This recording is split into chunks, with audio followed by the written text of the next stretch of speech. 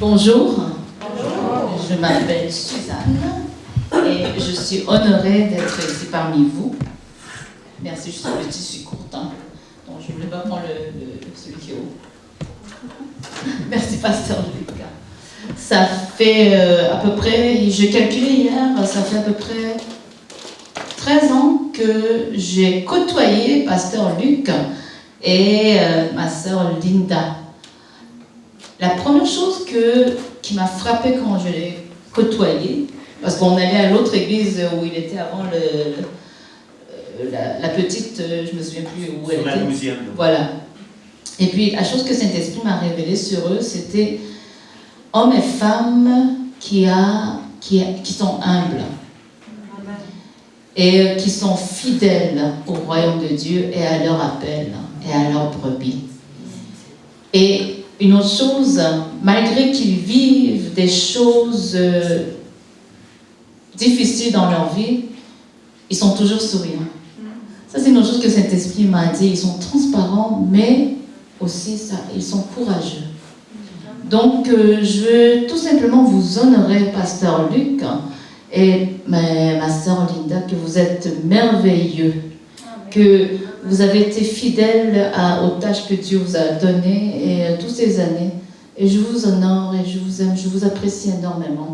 La première fois que je vous ai vu, vraiment c'était un coup de cœur. Hein. Je dis, oh, mais c'est des gens incroyables, mon frère et ma sœur en Christ. Puis j'étais vraiment étonnée. Et après toutes ces années, ils m'ont jamais déçue. Jamais déçue. Mais il y a une chose qui m'ont déçue.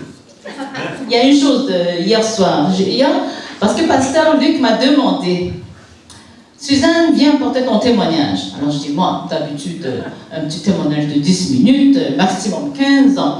Alors j'écris ça, je prépare, et je m'approche hier, pas avant-hier, hier. Je dis, Pasteur Luc, combien de minutes dois-je préparer, parce que je sais qu'il y a ton message qui va venir, etc., etc. Là, il me dit, non, tu peux prendre 2 heures. 2 heures, il m'a donné. Alors là, je vous retiens jusqu'à 1 heure, ok? Parce que j'ai eu la permission de votre pasteur. Et vous, le monsieur, il ne sourit pas. Il écoute, il dit, oh non, 2 heures, on va écouter cette Asiate. Non, mais je suis honorée d'être ici. Merci pour l'invitation. Et vraiment, plus les années passent et plus on côtoie, plus vraiment je vous apprécie. Pasteur Luc et ma sœur Linda, je vous aime beaucoup. C'est réciproque. Donc je me présente, mon nom c'est Suzanne Lee, je suis née en Corée. Je ne suis pas chinoise ou japonaise ou rien, je suis une coréenne. Je suis sûre que les jeunes, ils savent très K-pop, tous les BTS, les musiques et tout ça, plein de drames. Oui, la Corée, elle est tout petite. Nous sommes 1/10 du Québec. La superficie, 1/10 du Québec, pas du Canada. De la province du Québec, la superficie de la Corée, c'est 1/10. C'est un tout petit pays. Et Dieu a fait en sorte que nous avons passé, la Corée a passé à travers 99 guerres et invasions. Et c'est des traumas. Mes parents ont vécu 2 guerres. Donc, on peut parler du trauma. Et de toutes ces générations, vous savez c'est quoi le trauma générationnel? Les parents, sans le vouloir, parce qu'ils sont tellement traumatisés, ils passent à leurs enfants. Puis les parents qui ont reçu ça, qui ont vécu les traumas, ils passent à leurs parents. Donc, quand la Bible parle de malédiction de génération en génération, 3-4 générations, c'est pas parce que Dieu veut vous punir, mais non, c'est ce trauma qui passe de génération en génération. D'accord? Et après avoir vécu les traumas, nous avons une vision tordue. Ce qu'on appelle aussi, nous avons une perspective de la vie, ou croyance de la vie tordue. D'accord? C'est pour ça que nous réagissons d'une certaine manière qui n'est pas très saine.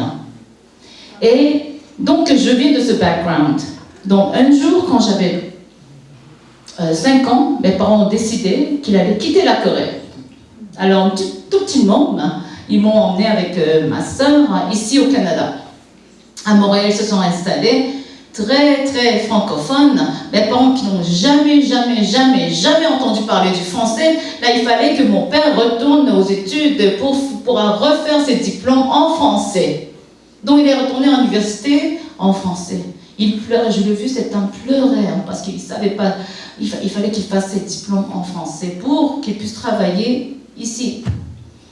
Et ça brisait mes parents. Puis en même temps, pour soutenir la famille, ils sont allés faire ils ont tenu un petit dépanneur. Un jour, il y a eu un vol, un cambrioleur qui est rentré et il a tiré une balle sur mon père. La balle rentrée, ça a éclaté autour de son cœur. Ils ont dû faire une chirurgie à cœur ouvert, ils ont complètement levé les côtes et ils ont dû opérer 3 fois. Et il a tombé dans le coma. À ce moment-là, j'étais 10 ans. J'avais 10 ans. Et le médecin a dit à ma mère, il ne va pas survivre ton mari. Prépare-toi au pire. Ma mère, qui était une femme de foi, elle dit, non, Père éternel, je ne veux pas que mes enfants deviennent orphelines. Redonne-moi mon mari. Elle a jeûné et prié entre-temps qu'elle est allée faire. Elle a continué à faire le dépanneur durant le jour. Le soir, elle était auprès de mon père. Elle priait, elle jeûnait et criait vers Dieu. Ne prends pas mon mari, s'il te plaît, Papa éternel. Le jour de Pâques, Dieu a redonné mon père à ma mère. Il a ouvert ses yeux et il a dit, c'était pas un homme de Dieu, il ne croyait pas à Dieu, l'existence de Dieu. Il a dit, j'ai passé par le tunnel à travers la lumière, j'ai vu une personne en lumière, il m'a dit, c'est pas ton temps, ta femme intercède pour toi, je vais te permettre que tu retournes. Et c'était Pâques, le matin de Pâques. J'ai grandi dans cette atmosphère, j'ai vu le miracle de Dieu quand j'étais petite comme ça. Alors là, ça m'a motivée, il faut que moi aussi je veux connaître ce Dieu. Et donc ma mère, du côté de ma mère, je suis 3e génération chrétienne. J'ai des pasteurs, oncles, des anciens, des diacres, diaconesses, etc. Donc c'est des hommes et femmes qui prient beaucoup, qui jeûnent, qui ont établi, même durant la guerre, ils se sont cachés dans les forêts parce que les Japonais et les communistes ils sont contre les chrétiens, ils voulaient les tuer. Donc ils se sont enfuis, ils se sont fait persécuter et ils me racontaient des histoires comme ça, très traumatisantes. Et donc après tout cela, même là, je disais oui, ok, j'ai grandi dans ça, je voyais ma mère prier le Seigneur, puis elle a vraiment reçu son mari qui était décédé et qui est revenu à la vie. C'est beau tout ça, mais moi je vais avoir ma vie. Donc, durant la semaine, je faisais party. J'étais connue comme party girl. Je faisais du clubbing jusqu'à samedi soir et tout, la nuit de samedi. Puis dimanche, je faisais ma sainte. Je m'habillais bien, j'allais à l'église, puis j'étais dans la chorale, j'ai enseigné à l'école du dimanche. Je faisais ma sainte. Oui, je faisais ma petite sainte. Et un jour, je me dis, à quoi ça sert? À quoi ça sert tout ça? Je n'ai jamais vu Jésus-Christ, je n'ai jamais senti qu'il était Dieu. Je vais aller chercher d'autres choses. Là, je suis rentrée dans différents... j'ai un peu touché bouddhisme, je suis allée voir ailleurs dans les autres religions, dans d'autres croyances et tout ça. Puis je dis, il n'y a pas vraiment Dieu dedans. Et un jour, j'étais dans la rue, j'ai dit, non, je ne vais plus retourner à la maison. Moi, je vais aller vivre avec mes amis. On va faire la fête. À 15 ans, j'ai quitté la maison juste pour une soirée. Et j'entendais, pendant que je voulais aller faire party encore avec mes amis, puis tout à coup, j'entendais quelqu'un pleurer et crier pas dans une oreille. Et vraiment, c'était la voix de ma mère. Et j'ai dit, je ne peux pas la laisser comme ça pleurer. Il faut que je retourne. Je retourne à la maison, puis je vois ma mère dans son coin de prière qui est en train de prier, pleurer pour moi, pour mon âme. Et le dimanche suivant, il y avait un missionnaire qui visitait une église anglophone. Moi, je suis contre j'étais contre la culture coréenne. Je ne me mets pas ma nationalité. Je voulais être blanc comme vous. Je voulais être une blanche. Parce que à ce moment-là, quand on a immigré, il n'y avait pas beaucoup des Asiates. Hein. Il n'y avait pas d'autres nationalités je me faisais battre. Je me faisais bullied. Et un jour, quelqu'un m'a frappé avec une boîte à lunch, ma tête s'est fendue, je suis rentrée à la maison avec le sang sur mon visage. Et je ne voulais pas être coréenne. Je veux être blanche, moi aussi. Pourquoi Dieu, tu m'as créé jaune? C'est pas une belle couleur, ça. Non, jaune, c'est pas beau. Et dimanche, ma mère, elle m'emmène à l'église canadienne blanc. Et il y avait un missionnaire qui était là. Il prêchait vraiment, le Saint-Esprit a touché mon cœur. Je me suis avancée pour donner ma vie au Seigneur. Puis le feu de Saint-Esprit a tombé sur moi. Ben, je suis tombée. Et j'ai commencé à prier en langue. Je dis, what the hell is this? Qu'est-ce qui se passe avec ma bouche? À 15 ans, puis j'étais toute seule par terre, je priais, puis je pleurais, je dis, mais qu'est-ce qui se passe? Et pourtant, je sentis que c'était pas moi, c'était vraiment le feu de Saint-Esprit qui est sur moi. Yes. Ah, ça c'est Jésus que je cherchais, ça c'est Dieu que je cherchais. Voici, il est en moi, il est sur moi, il est avec moi. La première fois de ma vie, à 15 ans, j'ai fait l'expérience de Saint-Esprit, le baptême de Saint-Esprit. Et puis après, mes parents m'ont envoyé à Paris, France, pour aller étudier, être une créatrice de mode. Donc j'ai étudié en France, j'ai vécu là-bas. Et Dieu, il était partout avec moi. En France, quand je suis arrivée là, malgré que je donnais ma vie au Seigneur à 19 ans, j'étais tentée, j'ai une nouvelle vie, de nouveaux amis. Je voulais faire party encore. Et là, j'ai commencé à côtoyer les amis et à boire et à faire du clubbing, etc., etc. Puis un jour, vraiment, je me sentais culpabilité à tomber sur moi. Un jour, il y a une femme, une amie, qui n'était pas chrétienne, et elle dit, « Hey Suzanne, c'est vraiment bizarre qu'est-ce que j'ai fait. La dimanche passé, une amie m'a invité, une amie française. J'étais dans une église et il se lève, puis il lève les bras, puis il prie, puis il danse et il chante en langue que je ne connais pas. Mais ça me dit blablabla. Et là, il dit, là, je savais, j'avais une conviction il faut que je sois là. Il faut que je sois dans cette église. Donc, chaque fois que je voulais m'éloigner de Dieu, je dis, non, Suzanne, pouf, il m'emmenait dans sa présence. Que ça soit à Montréal, que ça soit à Paris, que ça soit au Mexique, partout, il me ramenait dans sa présence. Il ne me laissait jamais aller trop loin. Et je grandis comme ça. Je suis revenue à Montréal. J'ai travaillé pendant 2 ans comme dans la mode, industrielle de mode. Puis je me sentais vraiment inconfortable. Par la suite, j'avais cette soif de la connaissance. Qui est Dieu? Je devenais de plus en plus curieuse. Qui est Dieu? Qui suis-je? Parce que je me cherchais dans mon identité en Christ, même si je n'étais pas satisfaite d'aller à dimanche, puis aller à des études bibliques. Je dis non, je vais avoir quelque chose d'autre. Donc j'ai parlé à mes parents, j'ai dit, est-ce que vous me permettez? Je sais que vous avez payé beaucoup d'argent, vous avez investi beaucoup d'argent pour mon moyen en France, mais je crois que je vais aller étudier la théologie.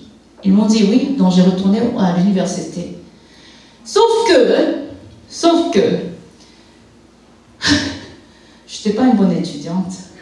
Ça ne marchait, je ne comprenais pas qu'est-ce qu'ils disaient. J'ai eu des F. Je dis, Père éternel, puis je pleurais. J'ai beau écouter, j'ai beau prendre des notes, je ne comprenais rien. Là, j'ai dit, Père éternel, il faut que tu m'aides, Saint-Esprit. Qu'est-ce qu'il dit là? C'est des choses que c'est sur toi que je vais apprendre. Il faut que tu m'aides. Et vraiment, j'ai jeûné. Et Dieu a commencé à m'enseigner des trucs pour prendre des notes. approprié à mes études. Et il me donnait puis des choses ont commencé à cliquer dans ma tête. De F, je commençais à avoir D. De D, je commençais à avoir C. Puis je commençais à avoir B, B+, jusqu'à A à un moment donné. J'ai gradué, mais je ne voulais pas être pasteur. Je dis non, moi je vais retourner à la mode, dans l'industrie de la mode. Dieu avait autre plan. Il a fait en sorte que je sers des différentes églises à Montréal pendant 19 ans comme pasteur. Et nous avons vu des grandes choses. Dieu a fait, je vais juste partager plusieurs choses, parce que j'ai 2 heures. Pasteur Luc. Donc, on était là, parce que nous, régulièrement, avec les jeunes que j'avais, parce que j'étais aussi pasteur de jeunesse, les jeunes adultes, nous allions dans les rues pour faire évangélisation des rues, d'accord? Et tous les week-ends, on faisait ça. Un jour, on était dans la rue, puis on rencontre un monsieur qui était sans abri. Puis il nous demandait de l'argent. On lui a acheté des repas parce qu'on ne donne jamais de cash. On dit, viens à notre église, on l'a invité. Le service, nous avions une réunion de prière vendredi, il est venu, très surprenant, il est venu. Il dit, gloire à Dieu, viens. Puis ce monsieur, il avait une jambe, il marchait vraiment mal, parce qu'il s'est fait frapper par il y a 2 ans, il s'est fait frapper par une voiture, et il n'est jamais allé, je ne sais pas si vous connaissez les états des sans-abri, ils ne vont pas dans les hôpitaux. Ils continuent à vivre malgré leur douleur et tout ça. Ils ne se font pas soigner. Et on a vu ça. Est-ce que tu permets qu'on prie sur toi? Donc mes jeunes et moi, nous avons imposé la main, puis on a commencé à prier en langue. Puis tout à coup, il a dit « Non, non !» Puis parce qu'il était ivre aussi. Il était sous l'effet du poisson. « Non, non !» Puis il a commencé à faire une convulsion, puis paf, il a tombé. Et nous, on regardait, on continue à prier. Ok, on continue à prier. On a continué à prier en langue et tout. Et puis tout à coup, il se lève. Hey, j'ai plus mal aux jambes. Puis il a commencé à sauter à 2 pas. Puis il a fait le tour de notre salle. Il dit, wow! Il a dit, remercie Jésus. Il dit, je remercie Jésus. Ça, c'est juste un des miracles qu'on a vu. Un des miracles. Puis j'ai fait beaucoup d'autres choses. Quand on donne la place, quand on cède la place à Dieu, c'est un Dieu de miracles. De l'Ancien Testament jusqu'au Nouveau Testament, Jésus-Christ, et même ses disciples, et jusqu'à nous, toute cette puissance du royaume continue encore. Je vais partager d'autres choses après. Bon. Donc, là, j'étais pasteur pendant 18 ans à Montréal. Puis, durant ces 18 ans, une de nos missions était d'aller vers les Premières Nations. Donc, chaque été, on allait au lac Simon, on allait à Winaway, j'ai oublié des communautés, mais on rentrait dans plusieurs communautés, différentes églises coréennes, parce que, selon les sciences, nous partageons le même ADN. Puis quand les bébés Premières Nations naissent, ils ont une tache noire. Vous naissez avec des taches noires sur les fesses. Puis ça, c'est parce que nous arrivons de même souche, si je puis dire ici. Les Coréens, nos bébés, ils naissent avec des taches brunes ou noires sur les fesses, puis ça disparaît quand on vieillit, en vieillissant. Donc, les Coréens se sont dit, nous, on va aller partager l'amour de Jésus-Christ. Ils ont ciblé les Premières Nations. Alors là, il me dit, Suzanne, il faut que tu formes les missionnaires à court terme. Viens, on va aller visiter les... J'ai dit, ok, d'accord. Donc j'étais un peu forcée par mon pasteur superviseur d'aller former les missionnaires court terme. Moi qui n'étais même pas préparée, je ne connaissais pas Premières Nations. Qu'est-ce que je fous là, mais... Et puis ça m'a fait un choc quand je suis rentrée dans les communautés parce que je n'ai jamais vu des personnes. Puis après, je me suis rendu compte, c'est nous les immigrants qui ont volé parce que c'était eux à eux. Ils vivaient à Montréal, ils vivaient à Toronto, là où il y a des grandes villes. Ça appartenait à eux. Puis le gouvernement a fait tasser, ils ont fait monter là où il n'y avait pas un moyen de survie vraiment. C'est pour ça qu'ils se retrouvent dans les forêts, dans le fin fond perdus dans les forêts. Quand j'ai appris des histoires, j'ai pleuré, puis j'étais vraiment sous le choc. Qu'est-ce que notre gouvernement a fait? Mais là, je dis, Dieu nous donne la chance de réparer cela. Alors nous, les Coréens, on va aller, parce que nous, on est comme ça, on va faire, nous, on est capables. Donc, on a travaillé, puis les Coréens, vous savez, on est très, il y a un terme qui dit pali-pali, ça veut dire dépêche, dépêche, vite, vite, vite. Puis les Premières Nations sont vraiment à l'opposé de ça, ils l'ont, mais... Donc, j'ai dû apprendre à marcher à leur rythme. Je dis, venez, venez, venez. Puis ils sont derrière. Wouh! Ok, je me ralentis, je recule dans ma marche chrétienne avec ma relation avec eux. Puis Dieu m'a appris beaucoup de choses à travers eux. J'ai appris, vraiment, j'ai appris, c'est quoi être humble. C'est quoi de prendre mon temps avec Dieu et prendre relax. Parce que quand je vais trop vite, je suis dans l'incapacité d'entendre la voix de Dieu. Lentement, relax, chill. Et Dieu m'a semé des graines d'amour dans mon cœur pendant que j'étais à Montréal comme pasteur pendant 18 ans. Puis après, il y a une invitation qui m'a été lancée par l'église du Lac-Simon. Ils m'ont dit, viens Suzanne nous aider. Et j'ai vécu au Lac-Simon pendant 12 ans. J'ai vécu là sur place.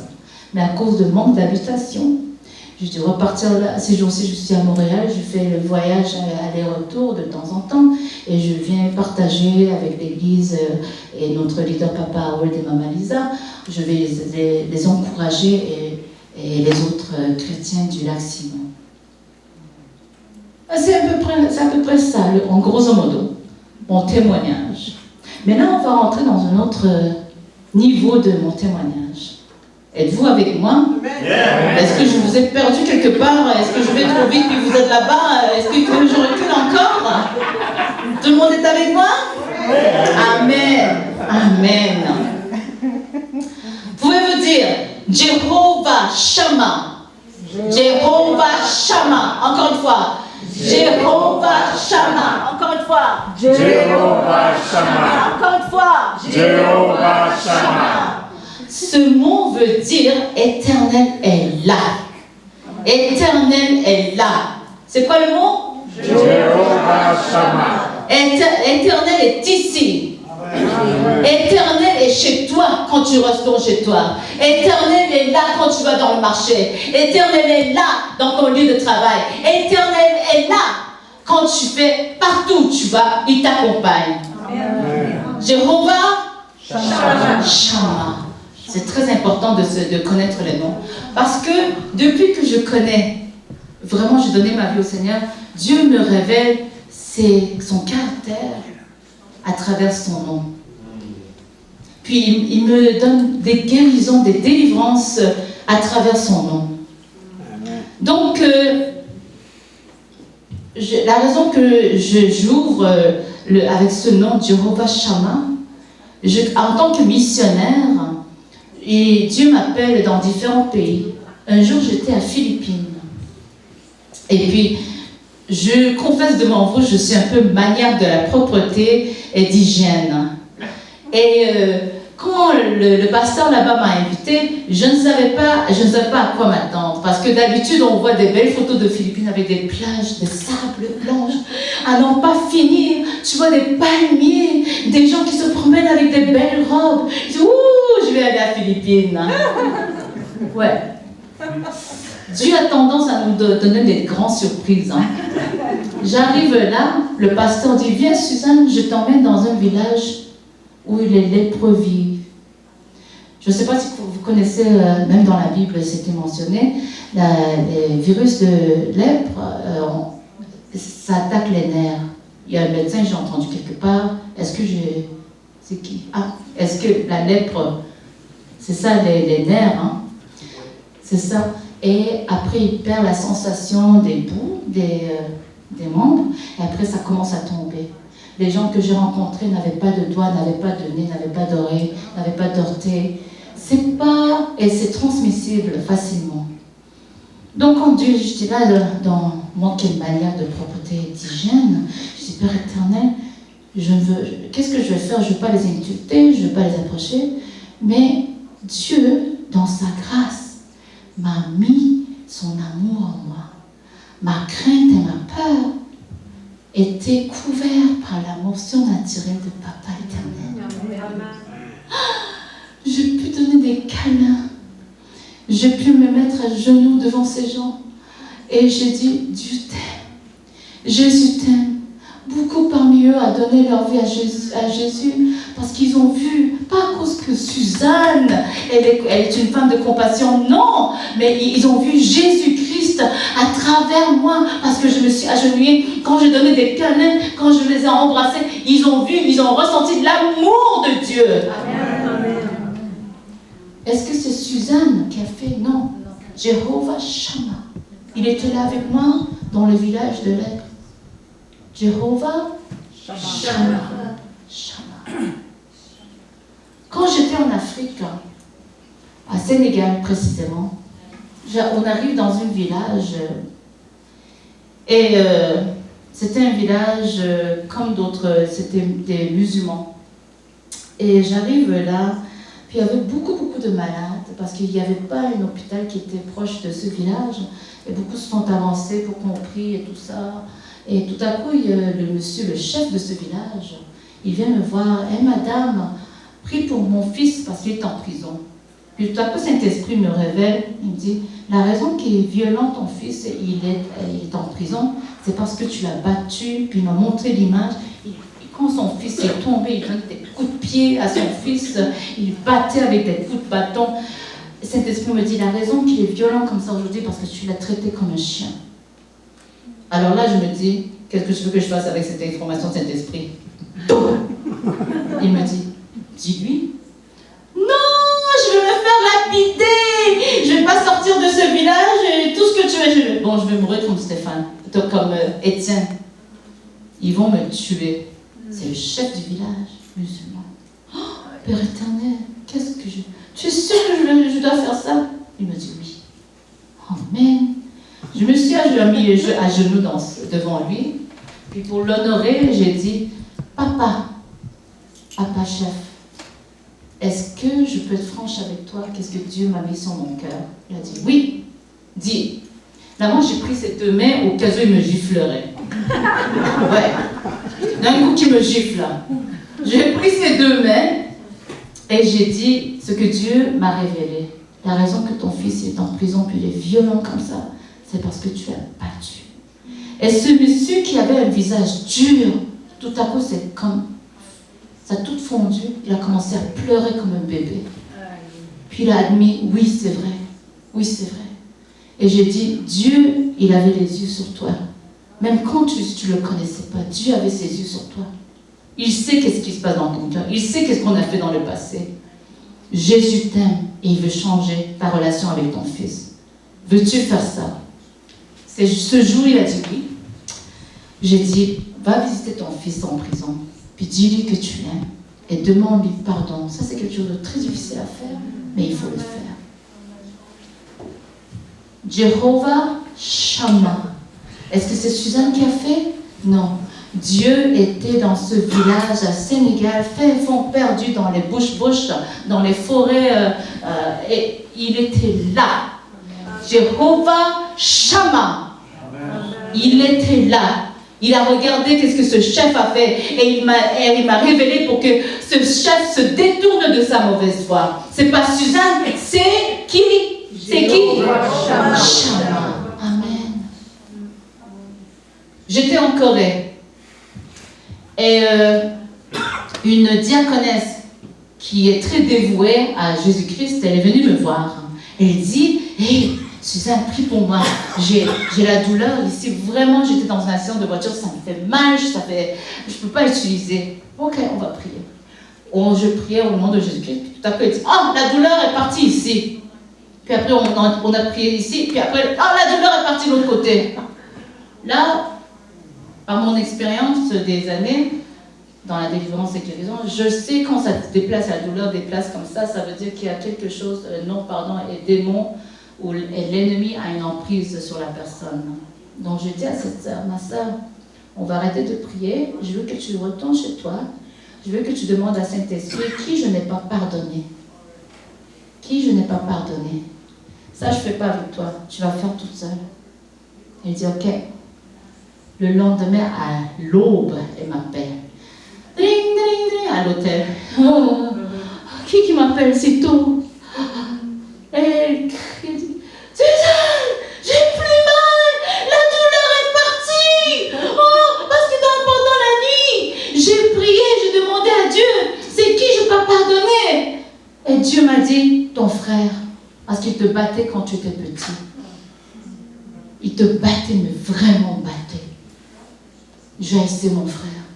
Mais je l'avais refoulé, tous mes souvenirs et mes émotions envers lui. Ça fait des années que je ne l'ai pas vu.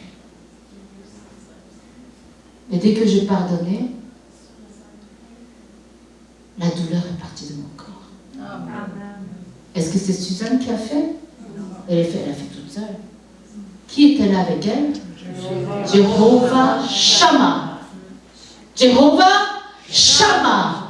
Dieu, il est partout. Il est partout avec chacun d'entre vous. Jéhovah Shammah. Est-ce qu'il est seulement avec Suzanne? Non. Est-ce qu'il est seulement avec Suzanne? C'est quoi votre nom? Oui? René? Monet, ok. Et est-ce qu'il est avec toi? Amen. Dis, Jéhovah Shammah est avec moi. Est-ce qu'il est avec toi seulement dans l'église? Oui. Seulement dans l'église ici? Non. Quand tu retournes chez toi, il est partout. Il nous accompagne partout. Que tu sois en Afrique, que tu sois ici à Sainte-Terre, que tu sois chez toi, dans ton lieu de travail, qui est avec toi? Jéhovah Shammah. Amen. Amen. Dieu il a démontré sa fidélité. Parce que j'étais une personne qui ne pouvait pas croire à la fidélité d'un père. Mon père biologique nous avait quittés quand j'avais 3 ans, avec sa maîtresse. Ma mère, encore une fois, elle a pleuré. Et je me souviens qu'elle a pleuré et prié à l'aube. Je me souviens, elle m'a mis sur mon genou. J'étais couchée sur son genou. Puis je sentais les larmes, ces larmes tomber sur moi. Elle a dit, Père éternel, fais que mon mari revienne à nous. Je ne veux pas que mes filles perdent leur père. 1 an de prière comme ça, mon père est revenu. Il a laissé sa maîtresse. Puis il s'est dévoué à ses enfants. Mais à cause de cet événement, je ne pouvais pas faire confiance à un papa qui était fidèle. Parce qu'il a eu beaucoup d'autres maîtresses par la suite, malgré qu'il a resté avec nous. Donc j'avais beaucoup de blessures sur mon cœur. Et Dieu m'a dit, Suzanne, je suis Jéhovah Shammah. Je te laisserai jamais seule. Je te laisserai jamais seule. Il m'accompagne partout. Il m'accompagne partout. Jéhovah Shammah. C'est pour ça qu'il est important de connaître le nom de notre Père, parce que dans son nom est caché son caractère, qui il est. Amen. Prochain nom. Jéhovah Jireh. Jéhovah Jireh. Encore une fois. Jéhovah Jireh. Jéhovah Jireh veut dire l'Éternel pourvoit. C'est un Dieu qui pourvoit nos besoins. Il pourvoit nos besoins. À un moment donné de ma vie, mes parents, je les ai perdus, j'étais seule, mes sœurs étaient parties mariées, j'étais vraiment seule. Et puis j'ai dû payer le condo qu'ils m'ont laissé. J'ai dû payer plein de choses. À un moment donné, j'étais entre 2 chèques de paye de mon travail. Mon frigo était vide, je n'avais pas du lait. Tout ce que je voulais, c'était du lait et du pain, puis j'avais rien. Alors j'ai dit, Père éternel, j'ai faim. Il me reste encore des semaines avant que je reçoive mon prochain chèque. Qu'est-ce que je fais? Puis je marchais dans les rues, puis je pleurais, puis tout à coup je vois un $5. Oh, merci Père éternel, pour un endroit, puis je vois, il n'y a personne. Je prends, puis je mets dans ma poche. Je marche un peu plus quelques rues, un autre 5 $. Alors là, deuxième miracle, je dis, ok, waouh, ça je sais maintenant que tu me donnes cet argent. Merci Père éternel, je regarde pour redonner, personne. Encore quelques rues, je vois un autre 5 $. Alors là, troisième fois, écoutez, c'est vraiment le miracle de Dieu, oui ou non? Dieu, il a pourvu mon besoin, oui ou non? Je suis allée chercher du lait et du pain avec ce 15 $. La raison que je vous dis, je vous ai raconté des grands miracles, maintenant Dieu est là dans le miracle de tous les jours. J'avais besoin de ce 15 $ pour me nourrir jusqu'au prochain chèque. Puis il m'a donné. Dieu pourvoit. Jéhovah Jireh. Jéhovah Jireh. Dieu pourvoit. Il ne te laissera pas comme un orphelin. Dieu pourvoit. Amen. J'avais une belle blouse que j'aimais beaucoup. J'ai investi beaucoup d'argent sur cette blouse designer. C'était ma seule blouse designer. Et je me suis dit, je vais garder tout le restant de ma vie. Un jour, j'étais en mission, puis Saint-Esprit me dit, laisse ta blouse avec la fille de ce pasteur. Non, tout, mais sauf cette blouse, j'ai investi beaucoup, j'ai travaillé fort, mis l'argent de côté pour avoir cette blouse parce que je voulais tellement l'avoir. Puis Dieu m'a dit, Saint-Esprit m'a dit, non, Suzanne, il faut que tu lui donnes. Mais là, donc, je vais donner tous mes autres vêtements. Alors, j'ai mis tous les vêtements que j'avais pendant ce voyage, parce que c'était vers la fin de mission. C'était la seule blouse, parce que je voulais porter ça le dimanche quand je prêchais dans une église. C'était ma seule blouse qui était propre. Alors là, je dis, ok, tant qu'elle donnait, pourquoi pas que les autres? J'ai tout mis, tous mes vêtements, même je suis revenue avec une culotte, that's all. J'ai tout laissé à j'allais cogner chez elle. Ma sœur, Saint-Esprit me dit de te donner ce sac de vêtements. Elle a commencé à pleurer. Elle dit, Suzanne, demain j'ai une entrevue avec un travail, puis je n'avais pas de vêtements propres pour porter. J'ai honte de qu'est-ce que j'ai, mais mon père est pauvre, moi aussi je suis pauvre, mais il faut que j'aille dans cette entrevue parce que c'est une position dans l'ambassade. Il faut que je m'habille propre. Jéhovah Jéhovah Jireh. Dieu pourvoit. Même nos cris du cœur, Dieu pourvoit. Un autre miracle. Dieu m'a dit, Saint-Esprit m'a dit, Suzanne, achète du fromage. Ok? Achète du yogourt. Puis c'est pas moi qui est allé chercher le yogourt, c'est Linda qui est allé chercher le yogourt pour servir nos formateurs et le membre de ceux qui faisaient la formation. Puis Viviane, notre formatrice, vient me voir. Suzanne, mais c'est qui a acheté le fromage? Moi. Est-ce que tu le savais? Est-ce que c'est Claudette qui m'a dit que je voulais du fromage? Non. Puis là, on a vu, c'était Dieu. Il a pourvu que Viviane voulait manger du fromage et certains yogourts. Il a pourvu. Sans qu'il dise à quelqu'un. Dieu pourvoit. Jéhovah Jireh. Et là, moi, depuis le temps, parce qu'il y a beaucoup de miel faux qui se vend dans les magasins, hein, puis depuis le temps que je cherche du vrai miel. Ici, pasteur Luc me dit, notre fils, il y a des abeilles, des ruches d'abeilles. On a du miel. Oh! Dieu pourvoit. Jéhovah Jireh. Il pourvoit à nos besoins petits et grands. Il pourvoit à, dites, mes besoins. Mon papa pourvoit à mes besoins petits et grands. Jéhovah Jireh. Amen. N'allez pas voir votre mère emprunter l'argent, votre père. Allez voir Jéhovah Jireh. En premier, j'ai eu plein Je ne passerai pas par accueil déjà midi, vous allez avoir faim bientôt. J'ai plein comment Dieu a pourvu quand je n'avais rien. Puis j'ai des témoignages de mes amis qui ont été bénis par des provisions de Dieu quand ils n'avaient rien. Dieu pourvoit. Jéhovah, j'irai. Est-ce que vous voulez que j'arrête ici? Non. Vous voulez que je continue? Vous êtes sûr que vous n'avez pas faim il est midi là? Ça fait juste une demi-heure. Vous voulez que je continue avec les témoignages du royaume? Amen. Prochain nom. Jéhovah Rapha. Jéhovah Rapha. Jéhovah Rapha. Jéhovah Rapha.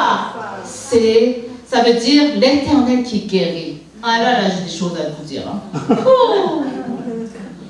Il y a quelques années, j'étais diagnostiquée avec cancer de thyroïde. J'ai une coupure ici. Et après avoir diagnostiqué, on m'a dit, dans 1 mois, on va t'opérer. OK. D'habitude, le cancer thyroïde se répand très très lentement. Est-ce que je ne sais pas, j'ai le médecin ici, moi j'ai peur de dire n'importe quoi devant lui. C'est correct que... Corrigez-moi si je n'ai pas raison, hein? Si je dis n'importe quoi du point médecin. Alors là, d'habitude, les cellules cancérogéniques thyroïdes, ils sont reconnus de se répandre très lentement. D'accord? Le mien,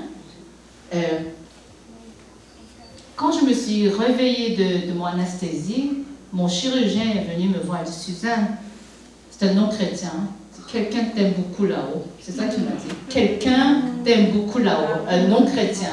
Il dit, parce que, contrairement aux autres cancers thyroïdes que j'ai vus, le tien était très sévère et très agressif. Ça a été répandu tout ton côté, jusqu'à boîte vocale, et tes cordes vocales, donc ça a pris, au lieu de prendre comme 2 heures, ça a pris 5 heures à lui. J'étais dans la salle de chirurgie pendant 5 heures parce qu'il a dû tout gratter, tout ça.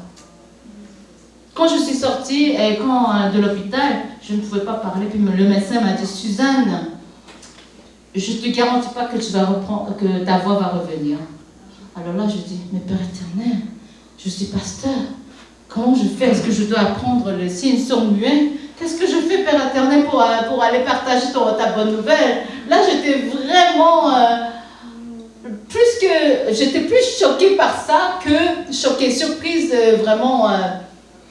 j'étais perdue quand j'ai entendu que j'allais perdre ma voix. Que la nouvelle du cancer, là, je dis, si je meurs, je meurs. Quand j'ai la nouvelle du cancer, je dis, si je meurs, je meurs. Je vais aller au ciel plus vite que planifié par moi-même. Donc, mes jeunes adultes du groupe d'adultes disaient, Suzanne, on va prier pour toi. Parce que ma voix était... J'étais comme ça. Mes jeunes, ils ont dit, Suzanne, on va prier pour toi. Ils ont imposé leur main sur moi, puis ils ont commencé à prier. Premier jour, dimanche, ma voix est revenue un peu. Vendredi soir, quand ils ont encore repris pour moi, ma voix est revenue encore. Avant, je ne pouvais même pas chanter, louer. Aujourd'hui, je suis capable de chanter. Jéhovah Rapha, Dieu guérit. Jéhovah Rapha, Dieu qui guérit. Jéhovah Rapha, Dieu qui guérit. Et s'il a guéri Suzanne, est-ce qu'il est capable de vous guérir? Vos douleurs, non pas seulement corporelles, mais aussi toute votre douleur, toutes les peines, tous les mal, tous les cancers émotionnels, les cancers des traumas. Est-ce qu'il est capable de vous guérir de cela? Amen. Amen. Alors, c'est pas assez fort votre amen. Hein? Amen. Amen. Mon Dieu éternel, Jéhovah Rapha est capable de me guérir, de me restaurer, de mes traumas, de mes maladies. Au nom de Jésus-Christ, j'accepte. Amen. S'il est capable de me guérir, il est capable de vous guérir aussi. Suzanne n'est pas au-dessus de vous. Suzanne n'a pas la meilleure foi que vous. Pas du tout, pas du tout. Mais quand on s'humilie devant Dieu et quand on appelle son nom, la parole nous promet, je viendrai à ton secours. Amen. Et Dieu, ce n'est pas un homme comme mon père biologique. Il dit une chose puis il ne tient jamais sa parole. Peut-être vos parents ont fait ça vous aussi. C'est pour ça que vous avez beaucoup de difficultés à croire à Dieu, le Père qui est fidèle et il tient à sa parole, à sa promesse. Mais je vous garantis, avec ma vie, tout le passé que j'ai eu, Dieu c'est un Dieu fidèle et quand il dit quelque chose, il tient sa parole. Amen. Jéhovah Rapha. Amen. Ouh, vous allez sortir d'ici avec tous ces mots hébreux, hein, c'est super. Donc, le dernier, El Emouna. El Emouna. El Emouna. El Emouna. El veut dire Dieu. Emouna veut dire la fidélité. Emouna veut dire fidélité. Dieu qui est fidèle. Tout au long de mon témoignage, vous avez vu que Dieu était fidèle. Jamais il m'a délaissé. Mon père, il ne m'a jamais délaissé. Quand je me sentais comme une orpheline, quand mes deux parents étaient partis, je me sentais seule. Je me sentais seule. Et en plus, la douleur que mon père, tout ce qu'il a fait à ma mère, puis à ma famille, quand il a laissé, quand il a couru après les femmes, ça m'a resté marqué, ça a tué une partie de moi. Un jour, quand j'ai dû faire mon stage en France à un moment donné de ma vie, j'arrive dans un petit village. Puis là, je dis, il faut que j'aille, et je devais rester là 6 mois. Puis je dis, le stage, c'est secondaire. Premier plan, il faut que je trouve une église où je dois aller pendant 6 prochains mois. Là, je dis, Père éternel, je vais m'ouvrir parce qu'à ce moment-là, je suis vieille, hein. Le bottin téléphonique, je ne sais pas si les jeunes générations, vous connaissez c'est quoi. Bottin téléphonique existait à ce moment-là. On n'avait pas de cellulaire. Je rentre dans un boîte à téléphone et je dis, Père éternel, je vais ouvrir, je vais trouver les églises d'ici et l'église, je vais leur téléphoner. Je n'ai pas beaucoup d'argent, mais je vais faire longue distance quand même. L'église qui me répond et qui dit qu'ils vont venir me chercher pour dimanche parce que je n'avais pas de voiture. Et je vais continuer à aller pendant 6 mois dans cette église. J'appelle la première église, ne répond pas. Clic. Deuxième église, ne répond pas. Clic. Troisième église, me répond. Oui, bonjour. Je suis de Canada. Je lui explique la situation. Donc je dois aller au service, je ne vais pas manquer. Est-ce que quelqu'un pourrait venir me chercher?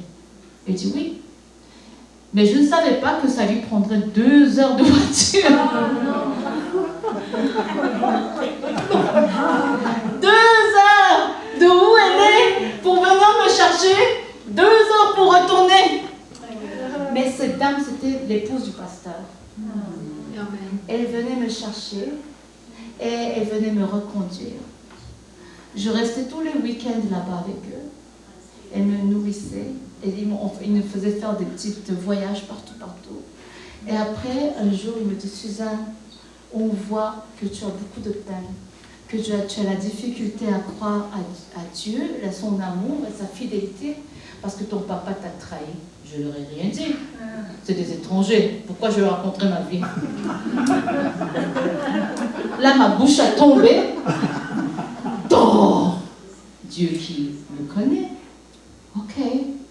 Puis le pasteur a dit, Suzanne, je veux que tu me vois comme papa et je veux que tu me dises tes émotions. Mes émotions. Moi j'aime mon père biologique. Je l'aime, c'est mon héros.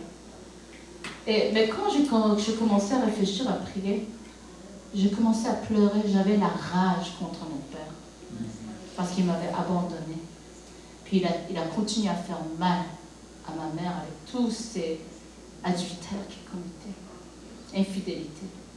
J'ai tellement pleuré que j'ai dit, papa, j'ai beaucoup de difficultés à te pardonner, je t'aime beaucoup, je me suis toujours alignée avec toi quand maman se mettait en colère, mais là je n'en peux plus. Puis j'ai pleuré. Et il m'a consolée, il m'a demandé pardon. Et c'était ma première délivrance, guérison spirituelle et émotionnelle que Dieu m'a donné quand j'ai fait mon stage. Tantôt, Pasteur Luc vous a parlé des traumas, la guérison, l'accompagnement. Je continue à vivre parce que tous les jours on vit des petites choses qui ne vont pas dans la vie. Hein. Mais donc avec ce programme, tout simplement, il nous enseigne comment aller déposer tous nos peines, tous nos traumas, toutes nos émotions au pied de la croix de Jésus-Christ. C'est tout, point final. Parce que ce n'est pas eux, ce n'est pas les formateurs, ce n'est pas les animateurs qui vont nous guérir. C'est qui nous guérit? Jésus. Jéhovah Rapha. Jéhovah Rapha. Jéhovah Rapha. Amen. Amen. Fou. Comment vous vous sentez? Bien. Bien? Bien. Nous avons un Dieu puissant. Comment que bon Québécois, il n'est pas un petit cul. Notre papa est grand. Notre papa est magnifique. Il a toujours été un Dieu de miracles. Beaucoup de personnes disent, oh, 21e siècle, on fait pas. La raison que l'Église n'a plus de miracles, c'est parce qu'on n'a plus besoin des miracles. Non? Dieu, il a vécu toute sa vie à faire des miracles, des délivrances, des guérisons, etc., etc. Et nous, ses disciples, devons continuer son ministère, oui ou non? Oui. C'est pour ça que vous aimez, vous allez en Haïti, puis vous aimez ces enfants. Et vous les servez de tout cœur. Parce qu'eux aussi, ils ont des traumas. Vous les accompagnez dans leurs traumas. C'est merveilleux. C'est exactement ça que nous sommes appelés à faire.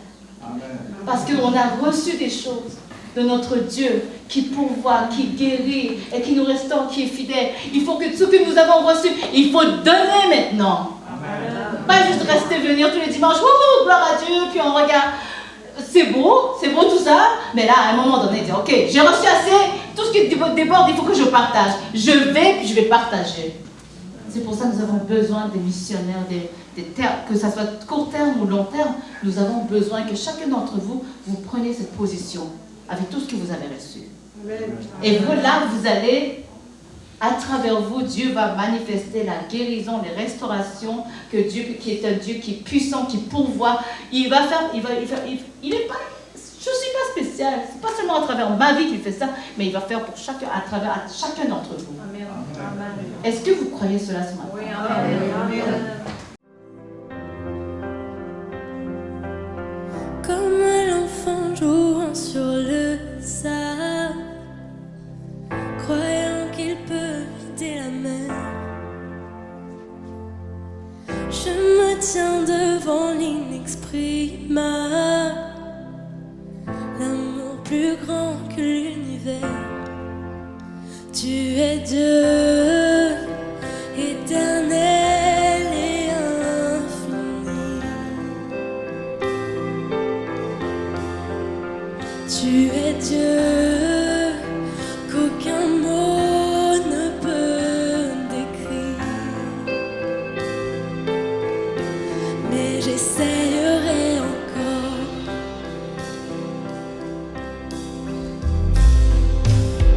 Qui saurait dessiner ta grandeur? Qui pourrait dire ta beauté? Des millions d'anges louent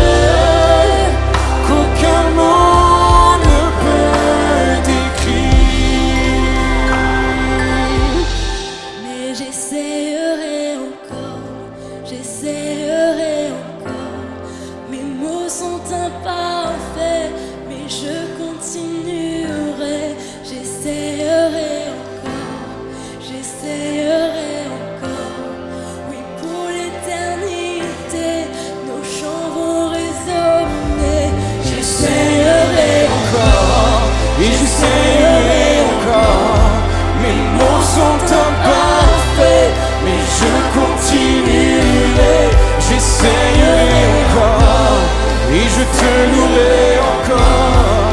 Oui, pour l'éternité, nos chants vont résonner. Et j'essayerai encore, j'essayerai encore. Mes mots sont imparfaits, mais je continuerai. J'essayerai encore, et je te louerai encore. Oui, pour l'éternité, nos chants vont résonner.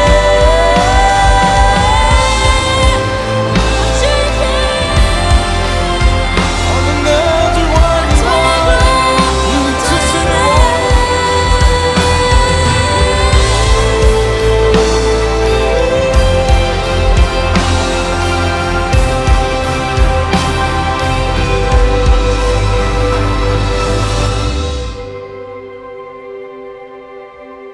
Dieu que ma pensée ne peut cerner,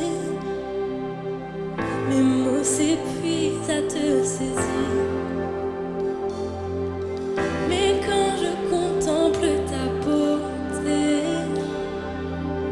mon cœur ne peut les retenir.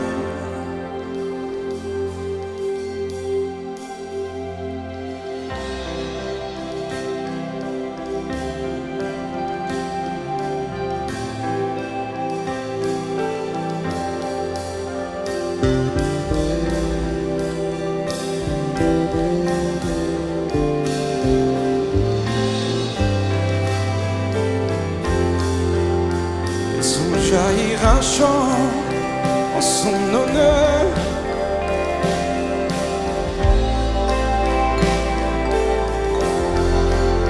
Que ce lieu soit rempli de nos louanges, parce qu'il est l'éternel Dieu. Nous le louerons encore, faisons résonner nos voix, faisons résonner nos voix. Qu'un chant monte, un hymne en honneur du roi des rois, en honneur du roi des rois, en honneur du roi des rois. Que nos chants montent, oh, oh, hey.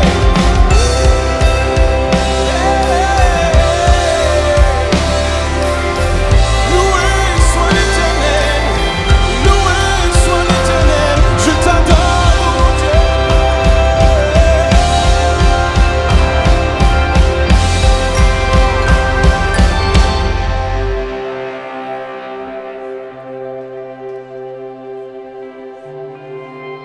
Tu mérites nos louanges, tu mérites notre adoration, pas juste un peu, mais pleinement, mais pleinement.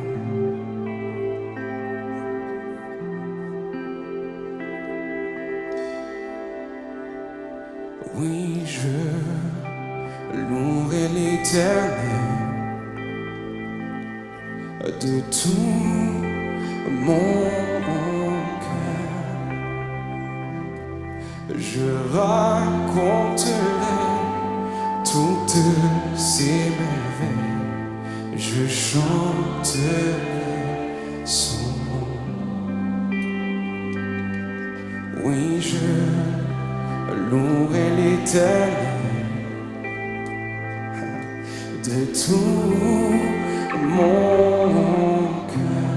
Je ferai de toi, je ferai de toi le sujet de ma joie. Alléluia. Je louerai l'Éternel. Oh oui, je louerai l'Éternel de tout mon cœur.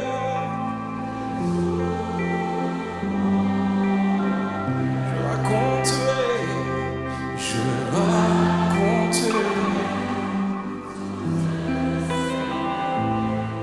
et je chanterai son nom. Oui, je louerai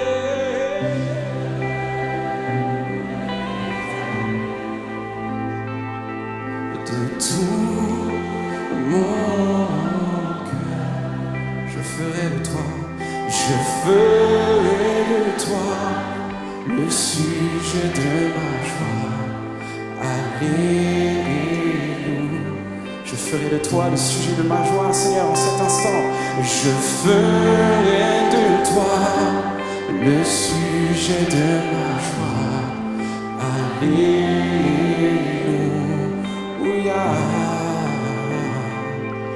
Alléluia.